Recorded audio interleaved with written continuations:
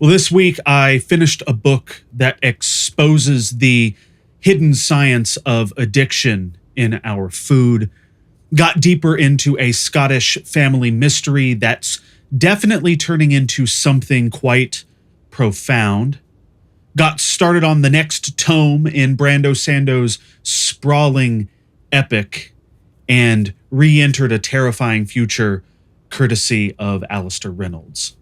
Let's talk about it.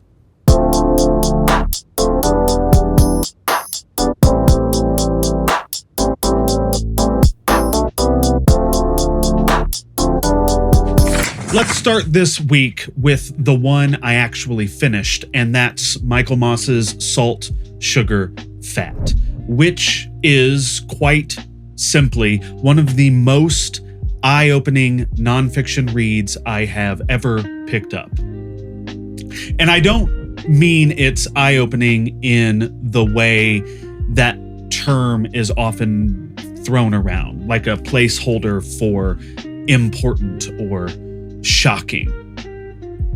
I mean, this book literally made me look differently at grocery store aisles. The book is structured around the three ingredients in its title, but it's also a kind of stealth history of how the processed food industry has evolved, and more specifically, how it has weaponized science and marketing and even human psychology to engineer both food and addiction. The section about fat still sort of blows my mind. The idea that fat isn't about flavor in the same way salt and sugar is. It's more about texture and the way food melts on the tongue and coats the mouth and triggers satiety signals without ever quite satisfying you. And the way food scientists learned to manipulate that, to fine-tune it like an instrument until you literally can't stop eating. It's honestly disturbing. What Moss does so well here is present all of this with precision and without sensationalism. He doesn't moralize, he doesn't rant, he just shows you the receipts. And once you've seen how deeply engineered our food systems really are, it's hard to unsee it. This one will undoubtedly stick with me, mainly because of what it says about how easily our choices can be shaped by others without us even noticing. I also made some good progress on the Crow Road this week. I just passed the 60% mark, and the thematic threads are really starting to tighten. What began as an enjoyable but sort of meandering portrait of a dysfunctional Scottish family has slowly and quietly transformed into something much heavier. The ideas of death and memory and moral inheritance are everywhere. There is an accumulating sense of gravity to the narrative now, like all the little anecdotes and jokes and tangents are dust orbiting around this dark center I still just can't quite see. At the heart of the novel is still awkward and obsessive Prentice McHowen and his search for meaning in the shadow of both personal and familial loss. The mystery of Uncle Rory's disappearance, which early on felt almost like an excuse for Prentice to snoop through papers and pick fights with his dad, well, it's all begun to take on a symbolic weight. Rory becomes this sort of ghostly stand-in for all the things the McHowen family doesn't say out loud, the secrets they bury, the truths they distort.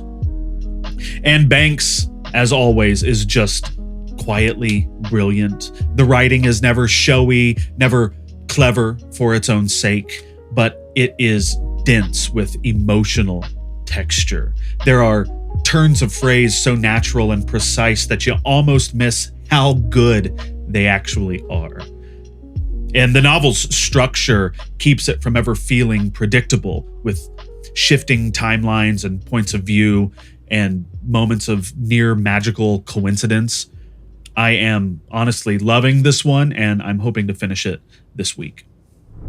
On the fantasy front, I have made it through the first 100 pages or so of Rhythm of War, which brings me back to Brandon Sanderson Stormlight Archive after wrapping up Oathbringer a couple of weeks ago.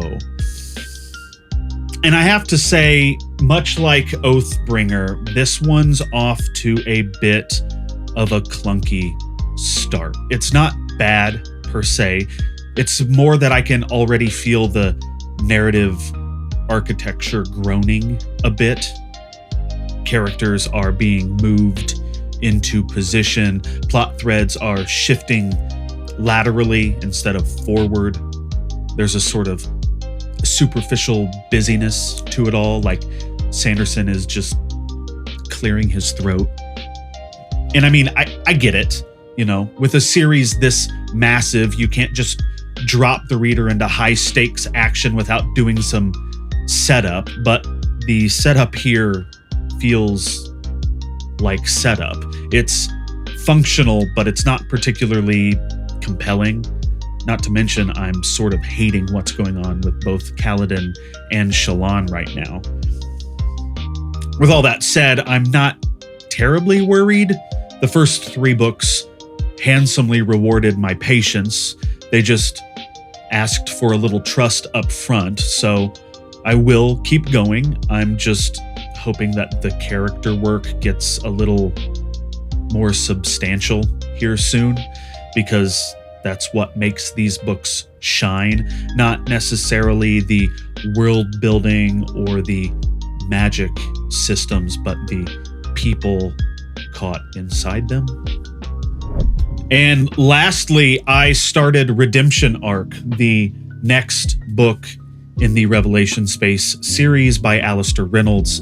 And man, it's so good to be back in this universe. I am about 100 pages in, and so far it is everything I hoped it would be. It's dark, it's cerebral, it's atmospheric.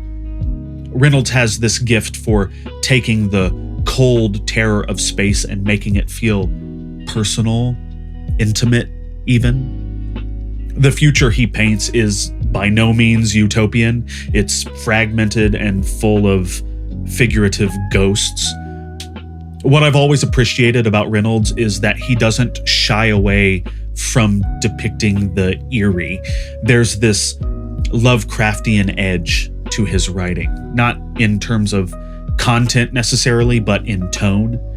His universe feels expansive in a way that's both awe-inspiring and a little hostile. Beyond the aesthetics, the story itself is already pulling me in. Skade is a fascinating new character. Voliova is back and just as world-weary and bristly as ever. And the threat of the inhibitors, while more theoretical in the first book, it's beginning to take a more concrete shape now. I am thrilled to be back in this universe, and I hope to hit the halfway mark this upcoming week. So that was this past week, a nonfiction gut punch, a deepening literary mystery, a tentative return to Roshar, and a plunge back into a scary gothic future. It's been a good stretch of reading, maybe not so much in terms of quantity, but in terms of immersion.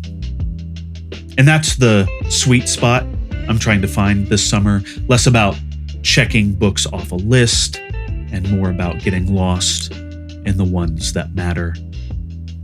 What I'm after isn't momentum, it's meaning. To let the stories take their time, because the ones that matter are definitely worth slowing down for.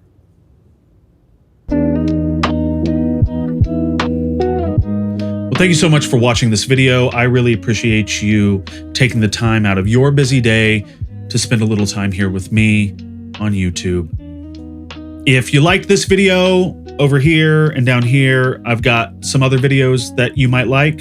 Why not give them a shot? Otherwise, I'll catch you in the next one.